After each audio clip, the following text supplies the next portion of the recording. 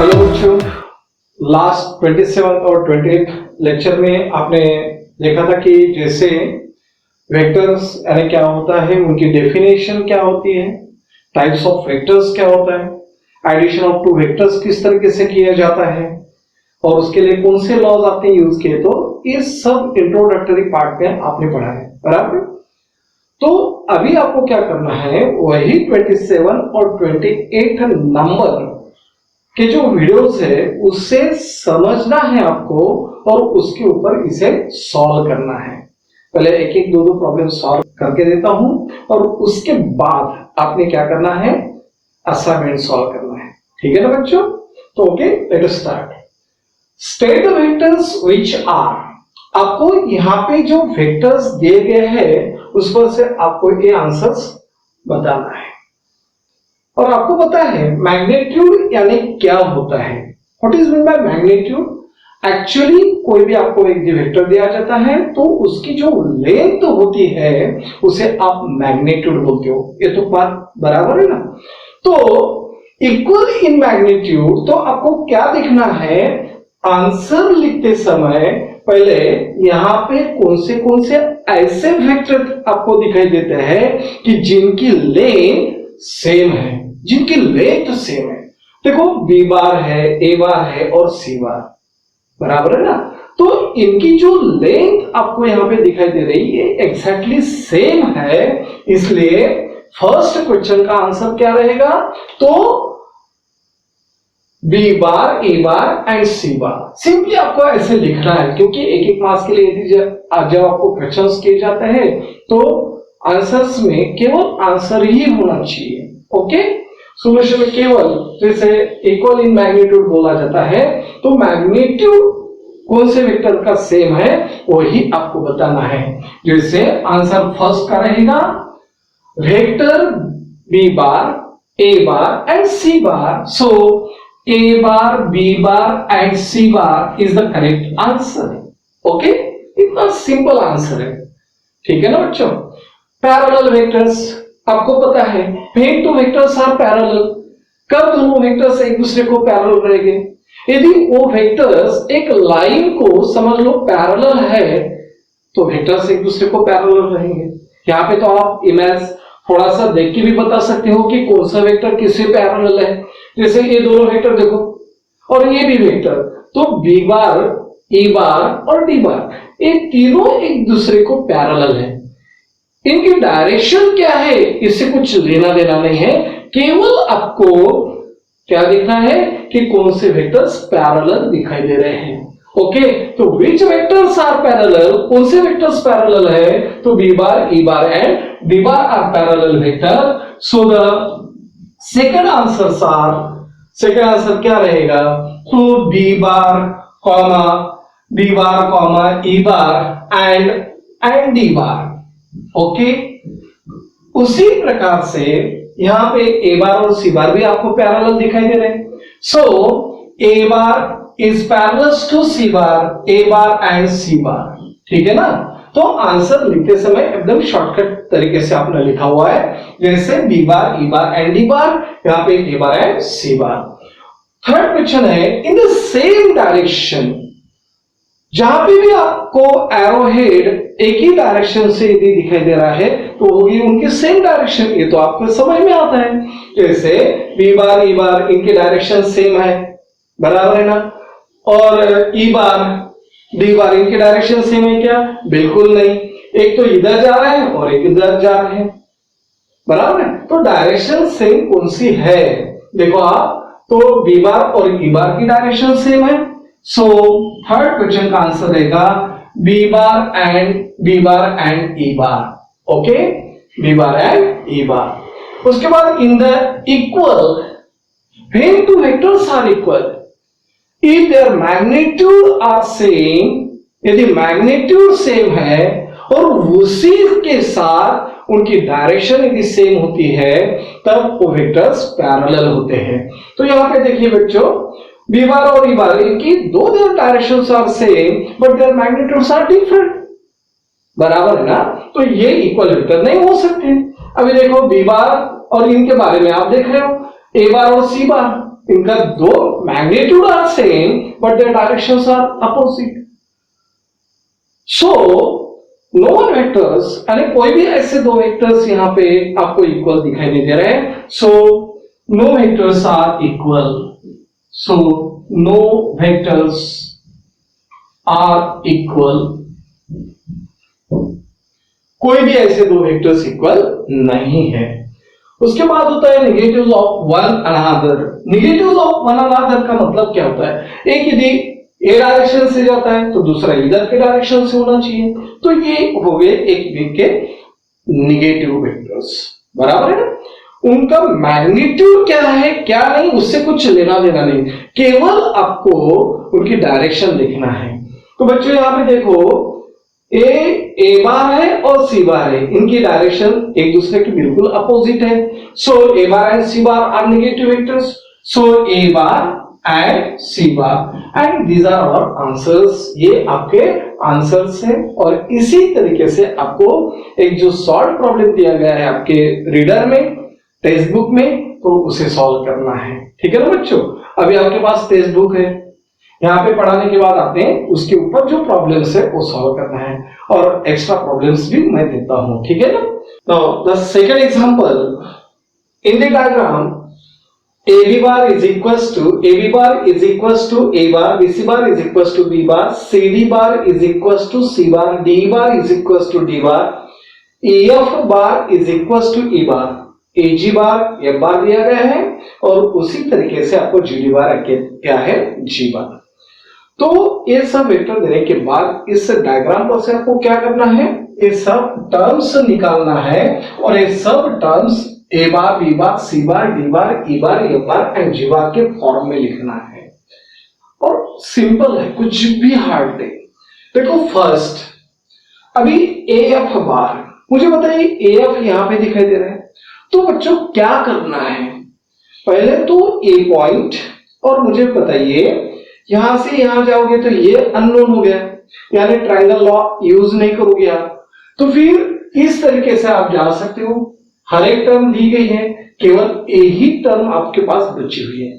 So A F bar के लिए आप क्या करोगे, A is the initial point, F is the terminal point, तो आपको क्या करना है, उसे ज्वाइन करना है। तो यहां पे जो डायग्राम फॉर्म हुई है इसे आप पॉलीगॉन बोलते हो। तो आपने एक लॉ पढ़ा था, यदि दो वेक्टर है उनके एडिशन लेना है तो आपके पास दो लॉ थे, एक था triangle law of addition of two vectors, दूसरा था parallelogram law of addition of two vectors. और जब वहां पे दो के अलावा ज्यादा वहां पे वेक्टर्स होते हैं तो ऐसे वक्त आपने एक लॉ यूज किया था, वो है polygonal law of addition of vectors, या तो extended law of addition of vectors, बराबर है, extended law of addition of vectors, इसमें से कोई भी आप बोल सकते हो। So according polygonal law of, पहले का आंसर क्या रहेगा, according polygonal law of addition of vectors, addition of vectors, polygonal law of addition of vectors से क्या होगा, तो F bar is equals to, ए से स्टार्ट किया आपने, so A B bar plus B C bar plus C D bar plus D E bar plus E F bar, बराबर। और ये जो ए एफ बार है इसे आपको कन्वर्ट करना है ए बार, बी बार, सी बार के फॉर्म में। एक फॉर्म में आपको लिखना है, एक टर्म में आपको लिखना है। सो ए बी बार यानी क्या होता है, ए बार, बी सी बार है B bar plus C bar plus D bar और plus E bar, and this is our answer. ये आपका आंसर बन गया। इतना सिंपल होता है। सेकंड नंबर में क्या है, जीसी बार। जीसी बार देखो बच्चों कहां पे आता है, जीसी यहां पे है, बराबर है ना। तो ये यदि आपने ट्रायंगल कंसीडर करते हो, एक ट्रायंगल यदि आप कंसीडर करोगे तो यहां पे जीसी बार यानी ये दोनों की एडिशन हो जाएगी, बराबर है ना। तो अभी देखो क्या होता है, तो फिर यहाँ पे आप कौन सा लॉ यूज करने वाले हो? ट्रायंगल लॉ, क्योंकि ट्रायंगल में आपको जीसी मिल रहे हैं। So according triangle law of addition of vectors, triangle law of addition of vectors, triangle law of addition of vectors से क्या होगा? अभी GC bar is equal to GC. G is the initial point, C is the terminal point, so GC bar is equals to what? देखो initial point that is G, so GD bar, so GD bar plus DC bar, plus क्या है? DC bar। देखो बच्चों, लिखते समय आपको ध्यान में रखना है इनिशियल पॉइंट जो है वही आपको स्टार्टिंग में लेना है और बाद में टर्मिनल पॉइंट, ये आपको समझा के दिया था। ठीक है, तो अभी आंसर कैसा रहेगा? जीडी बार, मुझे बताइए जीडी बार, तो जी बार ए डायरेक्शन, सो जी बार आपने लिखा है। बाद में डीसी बार, देखो बच्चों यहां पे क्या होता है, सी से अपन डी के तरफ जा रहे हैं, यानी डायरेक्शन चेंज हो रही है। अभी आप क्या कर रहे हो? डी से सी के तरफ जा रहे हो, यानी डायरेक्शन चेंज होगी। डायरेक्शन चेंज हो गया यानी निगेटिव वेक्टर बन गया। निगेटिव वेक्टर बनता है तो माइनस सी बार लिखोगे। क्या लिखोगे? Minus C bar. और फाइनल आंसर लिखते समय GC bar is equal to G bar minus C bar लिखोगे and this is our second answer. ये आपका बन गया सेकेंड आंसर। अभी आपको थर्ड आंसर लिखना है। थर्ड बताइए, इजी बार, इजी बार, ई जी। फिर से आपको यहां पे एक ट्राइंगल फॉर्म होते हुए दिखाई दे रहे हैं। ये दोनों टर्म्स आपको पता है। So according triangle of addition of vectors, so triangle law of addition of vectors, addition of vectors, ये लॉ यूज करोगे। Triangle of addition of vectors से क्या होता है? आपको चाहिए एजी बार, एजी बार। तो क्या करोगे? इनिशियल पॉइंट है ई, सो ई से स्टार्ट करोगे, एडी बार। कौन सा ट्रायंगल आप यूज कर रहे हो? तो ये जो ट्रायंगल है एडीजी, ये ट्रायंगल आप यूज कर रहे हो। So EG bar is equal to E D bar plus DG bar. Plus क्या होता है? DG bar. अब अभी देखो क्या होता है, एडी बार, तो डायरेक्शन चेंज होगी। डायरेक्शन चेंज होगी यानी क्या हो गया? माइनस डी बार प्लस है डीजी बार। डीजी बार फिर से डायरेक्शन चेंज होगी तो माइनस जी बार हो गया, बराबर है ना? तो so minus D bar minus G bar is the correct answer. This is AG bar. ये बन गया आपका एजी बार। अभी आपको करना है एफ जी बार, एफ जी बार, एफ जी, एफ जी। अभी देखो यहां पे क्या क्या होता है, एफ जी। ये ट्रायंगल यदि लोगे तो ये अननोन है, लेकिन यहां पे यदि आप क्वाड्रिलेटरल देखोगे तो यहां पे ए सब के सब वेक्टर्स पता है आपको। सो एफ जी बार, तो कौन सा लॉ यूज करोगे? एक्सटेंडेड लॉ ऑफ वेक्टर या तो polygonal law of addition of vectors, addition of vectors, polygonal law of addition of vectors. Okay, तो अभी क्या होता है देखो बच्चों, अभी polygonal law of addition of vectors से क्या होगा मुझे बताइए। आपको क्या चाहिए? एफ जी बार। सो एफ जी बार, देखो अच्छे से देखो, एफ जी बार। अभी यहां पे कौन सा पॉलीगॉन?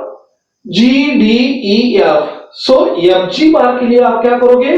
पहले स्टार्ट करोगे एफ से, सो एफ ई बार, इनिशियल पॉइंट लेना है, प्लस एडी बार होता है, plus DG bar, plus DC बार। इन तीनों के एडिशन। अभी देखो क्या क्या होता है, यहीं पे लिखता हूं मैं। E F bar, F E bar, F E bar यानी डायरेक्शन चेंज होगी, सो माइनस ई बार।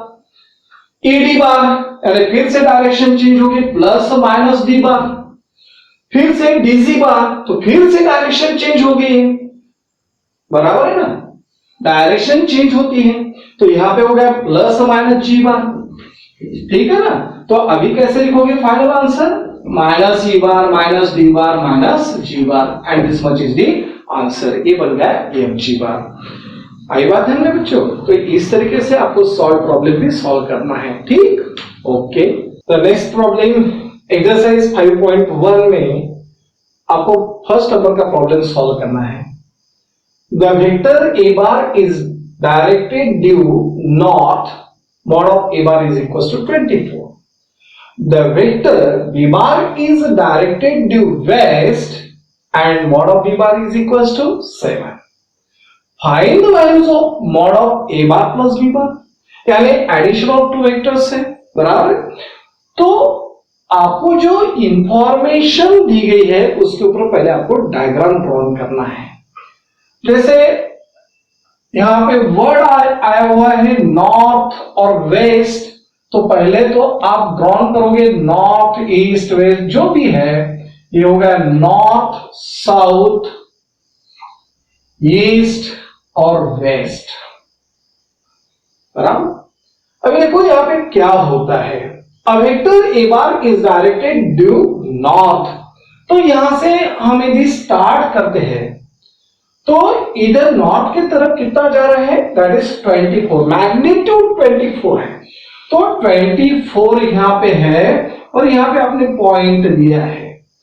ये जो डिस्टेंस है ये कितना है, 24 ड्यू नॉर्थ। तो यहां पे इस तरीके से डायरेक्ट, और आपको ये जो वेक्टर है ये क्या दिया गया है, दैट इज ए बार, और इनका मैग्नीट्यूड कितना है, दैट इज 24। फिर से the vector B bar is directed due west, west की तरफ जा रहा है, वहीं से वेस्ट की तरफ कितना जा रहा है, दैट इज 7। तो यहां पे 7 आपने दिया है, ये डायरेक्शन हो गई और ये हो गया बी बार, ये आपका हो गया ए बार, और इसे यदि आप ज्वाइंट करोगे तो यहां पे आपको मिलेगा रिजल्टेंट। रिजल्टेंट का मतलब हो गया इन दोनों की एडिशन, तो ये दोनों की एडिशन यदि होती है तो ये बन गया पे A bar plus B bar. देखो इनिशियल पॉइंट ए था और टर्मिनल पॉइंट ए है, ठीक है ना? तो यहां पे जो एंगल हुआ है वो है 90 degree, so this triangle is a right angle triangle. ये ट्राइंगल क्या बन गया आपका, राइट एंगल ट्राइंगल। ओके, तो लेबलिंग करते समझ लो, यहां पे 0 है, that is O, origin A और B. So let in the figure, let in figure में आपने क्या किया है, O A bar is equals to A bar and so OA is equals to mod of A bar, that is equals to what, 24. AB bar is equals to B bar, and therefore AB is equals to mod of B bar, and देखो यहां पे बार दिया है तो ये बन गया vector, और यहां पे AB है तो लेंथ हो गई। So AB is equals to mod of B bar and that is equals to what, 7, that is equals to 7। तो अभी देखिए ये जो ट्रायंगल फॉर्म हुआ है ये राइट एंगल ट्रायंगल है, एंगल ए 90 डिग्री का है, मतलब क्या हुआ है कि यहां पे आप पाइथागोरस थ्योरम यूज करके OB की लेंथ निकाल सकते हो। किसकी लेंथ, OB की, बराबर है। सो क्या होता है, in triangle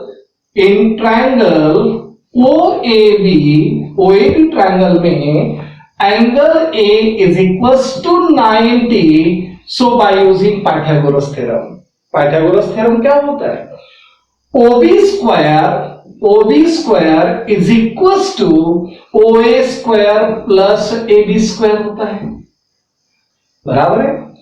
OB square is equals to OA square plus AB square होता है।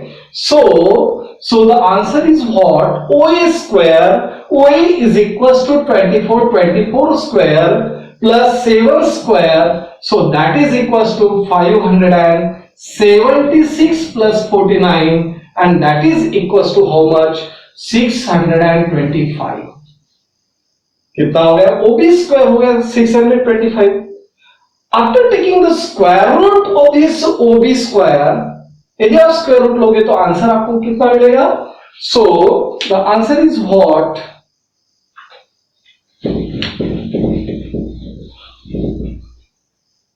So the answer is OB is equals to 25. OB यदि 25 है तो इसका मतलब mod of OB bar, so mod of OB bar is equals to what? 25. Mod of OB bar कितना हो गया? 25 हो गया. And give the equation number first, इसे मैं इक्वेशन नंबर फर्स्ट दे रहा हूं. According triangle law of addition of vectors by triangle law of addition of vectors by triangle law of addition of vectors से क्या होगा? OB bar is equals to OA bar plus AB bar होता है ऐसा. OB bar that is equals to what? OB bar यानी क्या होगा? अभी देखो, OA बार यानी क्या हो गया? A बार प्लस होता है B बार. ठीक है ना बच्चों? तो अभी फाइंड आउट करना है आपको mod of A bar plus B bar. So what? Mod of OB bar is equals to mod of A bar plus B bar. And that is mod of A bar. इसे मैं क्या करता हूं? Left side को right side की तरफ और right side को लेफ्ट साइड की तरफ लेके जाता हूं. A bar plus B bar is equal to mod of क्या हो गया? OB बार. अभी आपको पता है मॉड ऑफ OB बार कितना है? 25. सो mod of A bar plus B bar is equal to what? 25. And this much is the answer. ये बन गया आपका आंसर. इतना सिंपल है. ठीक है ना? क्या क्या किया है आपने? ध्यान में आ गया आपके? तो इसी तरीके से और एक दो प्रॉब्लम दूंगा और उसे आपको सॉल्व करना है. ठीक है ना? तो next problem from miscellaneous exercise number 5. इसमें से आपको प्रॉब्लम लेना है. That is this from the second and third number का प्रॉब्लम है.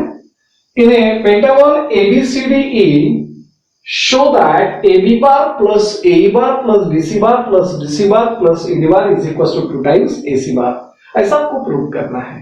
तो पहले तो अपन ड्रॉन करते हैं पेंटागन. ठीक है ना बच्चों?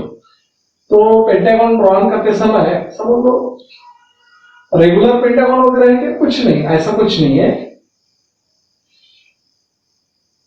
ये हो गए 3 साइड्स और ये 2 साइड्स. तो ये बन गया आपका pentagon having 5 sides. A B C D E इस तरीके से आपने लेबलिंग किया हुआ है. देखो यहां पे AC AD ज्वाइन करता हूं. ठीक है? तो अभी देखिए आपको चाहिए राइट हैंड साइड में AC. तो पहले तो आपको ये दिखाई दे रहा है कि AB बार प्लस BC बार यानी क्या होता है? AC बार. तो आपने क्या किया है? AB बार प्लस BC बार, AB बार प्लस BC बार यानी हो गया AC बार. तो एक ट्रायंगल लॉ. ये दोनों आपने क्या कर दिए? बाजू में रख दिए. उसके बाद आपको दिखाई दे रहा है आपका एम है केवल AC बार. तो AE बार प्लस ED बार का मतलब हो गया AD बार. देखो AE बार प्लस ED बार. AE बार प्लस ED बार का मतलब होता है AD बार. तो AE बार प्लस AD बार, ये दोनों की यदि आप एडिशन करोगे तो आपको मिलेगा AD बार. और AD बार में यदि आप DC बार ऐड करोगे तो ऑटोमेटिकली आपको क्या मिलेगा? AC बार. बराबर है ना? तो इस तरीके से आपको राइट हैंड साइड मिल जाएगी. पहले AC बार मिला था ये दोनों से और ये तीनों से आपको फिर से AC बार मिल रहा है और दोनों की यदि आप एडिशन करोगे तो आपको मिलेगा 2 टाइम्स AC बार. ठीक है ना बच्चों? तो अभी क्या होता है?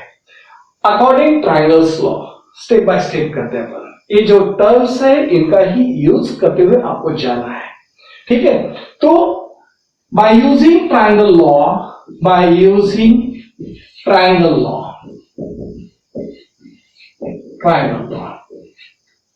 क्या होता है? पहले तो A B bar plus B C bar मैंने कलेक्ट किया हुआ है, क्योंकि मेरा केवल एक और एक ही एम है कि मुझे राइट हैंड साइड में ए सी बार चाहिए।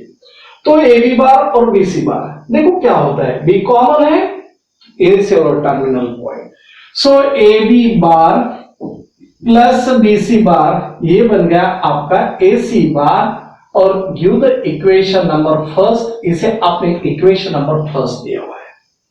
फिर से बाय यूजिंग ट्रायंगल लॉ, ए बार और एडी बार, ये दोनों की आपने एडिशन की हुई है, ए bar plus AD bar, A bar plus AD बार क्या होता है बच्चों?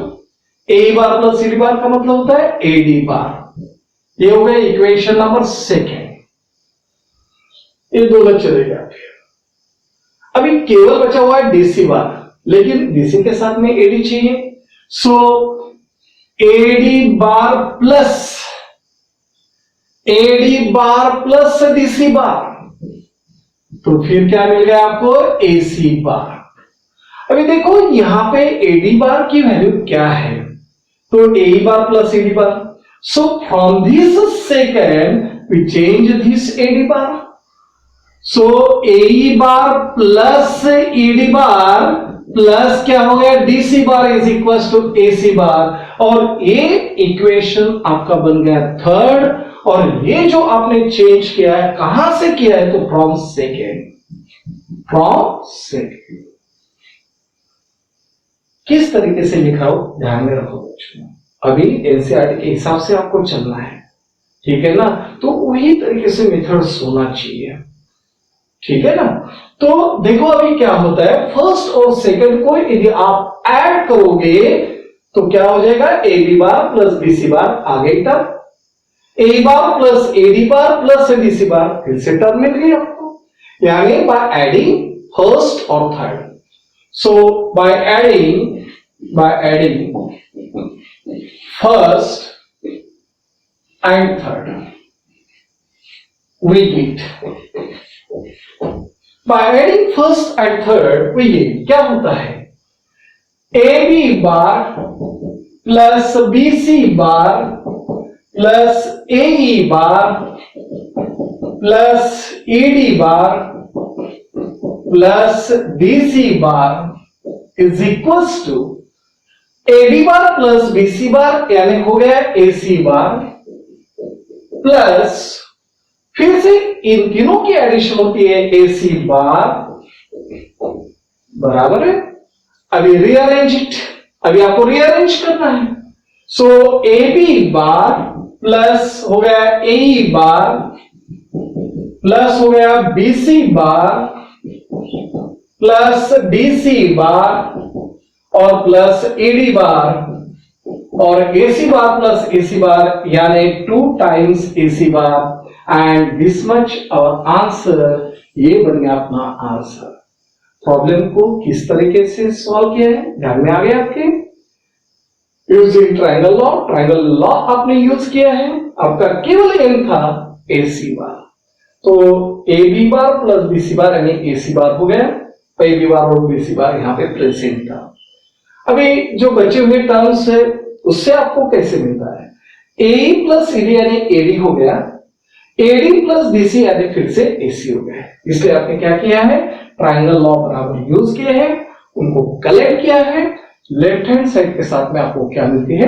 राइट हैंड साइड, और यही आपका प्रूफ है।